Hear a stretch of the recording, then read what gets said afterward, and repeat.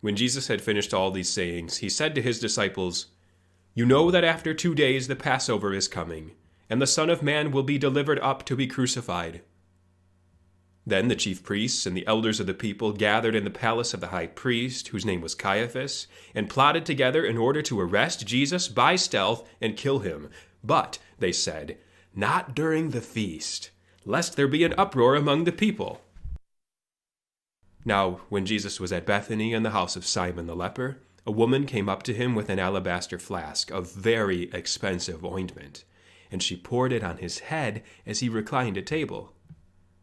And when the disciples saw it, they were indignant, saying, "Why this waste? For this could have been sold for a large sum and given to the poor."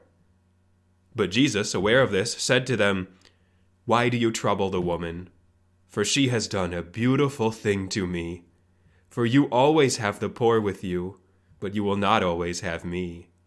In pouring this ointment on my body, she has done it to prepare me for burial. Truly I say to you, wherever this gospel is proclaimed in the whole world, what she has done will also be told in memory of her." Then one of the 12, whose name was Judas Iscariot, went to the chief priests and said, "What will you give me if I deliver him over to you?" And they paid him 30 pieces of silver, and from that moment he sought an opportunity to betray him. Now, on the first day of unleavened bread, the disciples came to Jesus, saying, "Where will you have us prepare for you to eat the Passover?" He said, "Go into the city to a certain man, and say to him, 'The teacher says, my time is at hand. I will keep the Passover at your house with my disciples.'" And the disciples did as Jesus had directed them, and they prepared the Passover. When it was evening, he reclined at table with the 12, and as they were eating, he said, "Truly I say to you, one of you will betray me." And they were very sorrowful, and began to say to him one after another, "Is it I, Lord?" He answered, "He who has dipped his hand in the dish with me will betray me. The Son of Man goes as it is written of him, but woe to that man by whom the Son of Man is betrayed. It would have been better for that man if he had not been born." Judas, who would betray him, answered, "Is it I, Rabbi?" He said to him, "You have said so." Now, as they were eating, Jesus took bread, and after blessing it, broke it, and gave it to the disciples, and said, "Take, eat, this is my body." And he took a cup, and when he had given thanks, he gave it to them, saying, "Drink of it, all of you, for this is my blood of the covenant, which is poured out for many for the forgiveness of sins. I tell you, I will not drink again of this fruit of the vine until that day when I drink it new with you in my Father's kingdom." And when they had sung a hymn, they went out to the Mount of Olives. Then Jesus said to them, "You will all fall away because of me this night, for it is written, 'I will strike the shepherd, and the sheep of the flock will be scattered.' But after I am raised up, I will go before you to Galilee." Peter answered him, "Though they all fall away because of you, I will never fall away." Jesus said to him, "Truly, I tell you, this very night, before the rooster crows, you will deny me 3 times. Peter said to him, "Even if I must die with you, I will not deny you."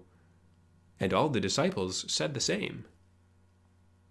Then Jesus went with them to a place called Gethsemane, and he said to his disciples, "Sit here while I go over and pray."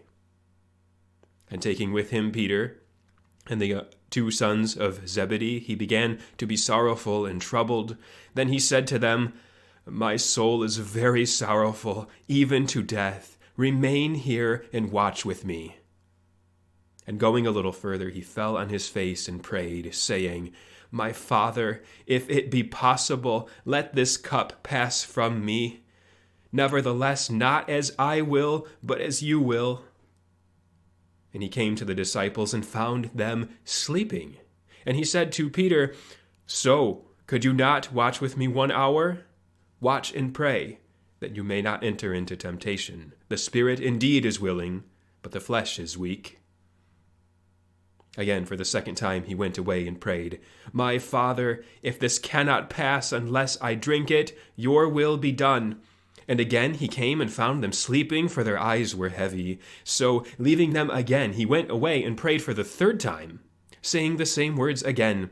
Then he came to the disciples and said to them, "Sleep and take your rest later on. See, the hour is at hand, and the Son of Man is betrayed into the hands of sinners. Rise, let us be going. See, my betrayer is at hand." While he was still speaking, Judas came, one of the 12, and with him a great crowd with swords and clubs from the chief priests and the elders of the people. Now the betrayer had given them a sign, saying, "The one I kiss is the man. Seize him." And he came up to Jesus at once and said, "Greetings, Rabbi." And he kissed him. Jesus said to him, "Friend, do what you came to do." Then they came up and laid hands on Jesus and seized him. And behold, one of those who were with Jesus stretched out his hand and drew his sword and struck the servant of the high priest and cut off his ear. Then Jesus said to him, "Put your sword back in its place, for all who take the sword will perish by the sword. Do you think that I cannot appeal to my Father, and he will at once send me more than 12 legions of angels? But how then should the scriptures be fulfilled, that it must be so?" At that hour Jesus said to the crowds, "Have you come out as against a robber, with swords and clubs, to capture me? Day after day I sat in the temple teaching, and you did not seize me.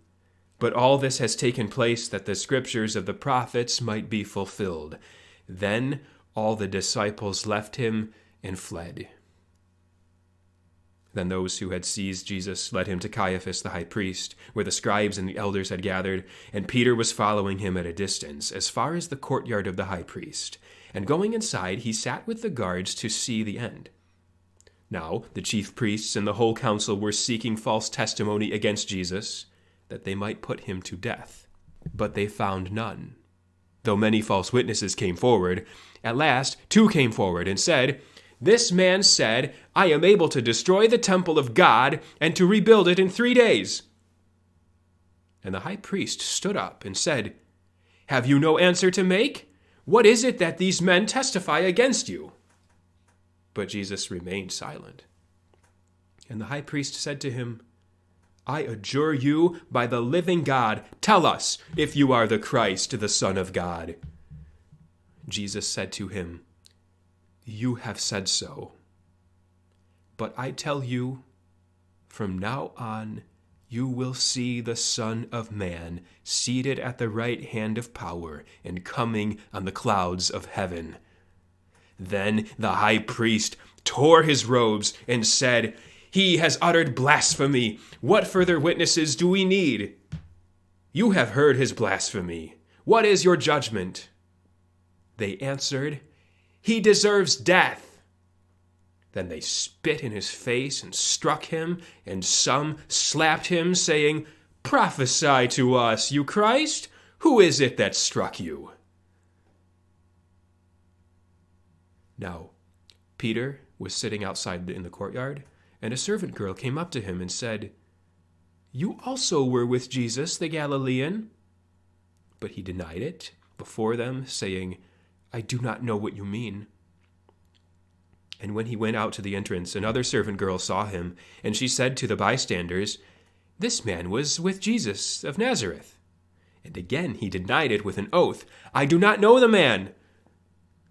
After a little while the bystanders came up and said to Peter, "Certainly you too are one of them, for your accent betrays you." And then he began to invoke a curse on himself and to swear, "I do not know the man." And immediately the rooster crowed. And Peter remembered the saying of Jesus, "Before the rooster crows, you will deny me 3 times." And he went out and wept bitterly. When morning came, all the chief priests and the elders of the people took counsel against Jesus to put him to death. And they bound him and led him away and delivered him over to Pilate the governor. Then, when Judas his betrayer saw that Jesus was condemned, he changed his mind, and he brought back the 30 pieces of silver to the chief priests and elders, saying, "I have sinned by betraying innocent blood." They said, "What is that to us? See to it yourself." And throwing down the pieces of silver into the temple, he departed, and he went and hanged himself. But the chief priests, taking the pieces of silver, said, "It is not lawful to put them into the treasury, since it is blood money." So they took counsel and bought with them the potter's field as a burial place for strangers. Therefore that field has been called the field of blood to this day. Then was fulfilled what had been spoken by Jeremiah the prophet, saying, "And they took the 30 pieces of silver, the price on him on whom a price had been set by some of the sons of Israel, and they gave them for the potter's field, as the Lord directed me." Now Jesus stood before the governor, and the governor asked him, "Are you the king of the Jews?" Jesus said, "You have said so." But when he was accused by the chief priests and elders, he gave no answer. Then Pilate said to him, "Do you not hear how many things they testify against you?" But he gave him no answer, not even to a single charge, so that the governor was greatly amazed. Now at the feast the governor was accustomed to release for the crowd any one prisoner whom they wanted. And they had then a notorious prisoner called Barabbas. So when they had gathered, Pilate said to them, "Whom do you want me to release for you, Barabbas or Jesus, who is called Christ?" For he knew that it was out of envy that they had delivered him up. Besides, while he was sitting on the judgment seat, his wife sent word to him, "Have nothing to do with that righteous man, for I have suffered much because of him today in a dream." Now the chief priests and the elders persuaded the crowd to ask for Barabbas and to destroy Jesus. The governor again said to them, "Which of the two do you want me to release for you?" And they said, "Barabbas!" Pilate said to them, "Then what shall I do with Jesus, who is called the Christ?" They all said, "Let him be crucified." And he said, "Why? What evil has he done?" But they shouted all the more, "Let him be crucified." So Pilate, when he saw that he was gaining nothing, but rather that a riot was beginning, he took water and washed his hands before the crowd, saying, "I am innocent of this man's blood. See to it yourselves." And all the people answered, "His blood be on us and our children." Then he released for them Barabbas, and having scourged Jesus, delivered him to be crucified. Then the soldiers of the governor took Jesus into the governor's headquarters, and they gathered the whole battalion before him, and they stripped him and put a scarlet robe on him, and twisting together a crown of thorns, they put it on his head, and put a reed in his right hand. And kneeling before him, they mocked him, saying, "Hail, King of the Jews!" And they spit on him, and took the reed and struck him on the head. And when they had mocked him, they stripped him of the robe, and put his own clothes on him, and led him away to crucify him. As they went out, they found a man of Cyrene, Simon by name. They compelled this man to carry his cross. And when they came to a place called Golgotha, which means place of a skull, they offered him wine to drink mixed with gall, but when he tasted it, he would not drink it. And when they had crucified him, they divided his garments among them by casting lots. Then they sat down and kept watch over him there. And over his head they put the charge against him, which read, "This is Jesus, the King of the Jews." Then 2 robbers were crucified with him, one on the right and one on the left. And those who passed by derided him, wagging their heads, and saying, "You who would destroy the temple and rebuild it in 3 days, save yourself. If you are the Son of God, come down from the cross." So also the chief priests with the scribes and elders mocked him, saying, "He saved others. He cannot save himself. He is the King of Israel. Let him come down now from the cross, and we will believe him. He trusts in God.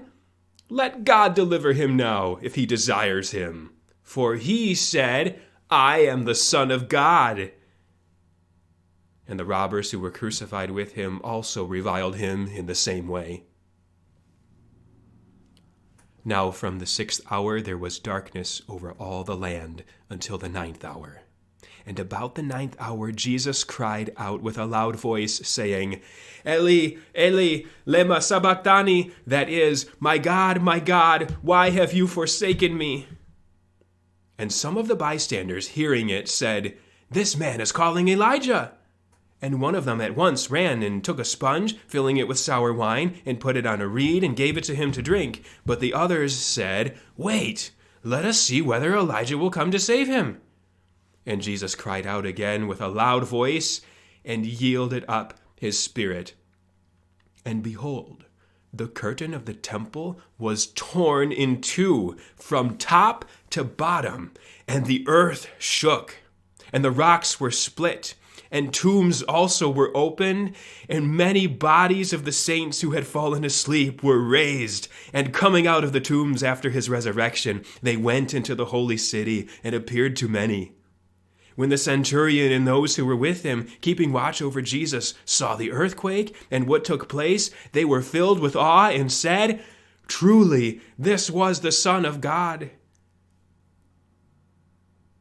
There were also many women there, looking on from a distance, who had followed Jesus from Galilee, ministering to him, among whom were Mary Magdalene and Mary, the mother of James and Joseph, and the mother of the sons of Zebedee. When it was evening, there came a rich man from Arimathea, named Joseph, who also was a disciple of Jesus. He went to Pilate and asked for the body of Jesus. Then Pilate ordered it to be given to him. And Joseph took the body and wrapped it in clean linen and laid it in his own new tomb, which he had cut in the rock. And he rolled a great stone to the entrance of the tomb, and he went away. Mary Magdalene and the other Mary were there, sitting opposite the tomb. The next day, that is, the day of preparation, the chief priests and the Pharisees gathered before Pilate and said, Sir, we remember how that impostor said while he was still alive, After 3 days I will rise. Therefore order the tomb to be made secure until the 3rd day, lest his disciples go and steal him away and tell the people, He has risen from the dead. And the last fraud will be worse than the first. Pilate said to them, You have a guard of soldiers. Go, make it as secure as you can. So they went and made the tomb secure by sealing the stone and setting a guard.